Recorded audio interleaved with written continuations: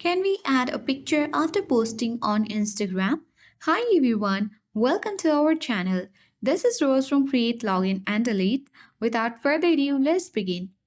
So, you need to simply launch Instagram first. Navigate to Profile and then look for a post where you want to add a picture. Open it, select three dots at top right. Choose an edit.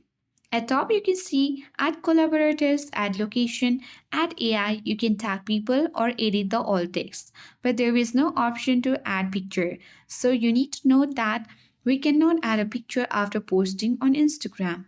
Alternatively, if you really want to add another image, you can delete the post and repost it with the new images. Also, you can upload a new picture as a separate post and mention in the caption that it relates to your previous post.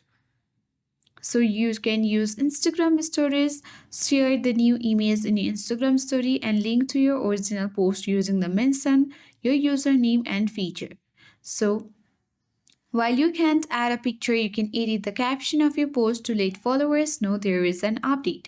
So that's all for today. I hope this guide was informative and helpful. If it was, then do like, share, comment, and don't forget to subscribe. Thanks for watching, and I'll see you in the next video.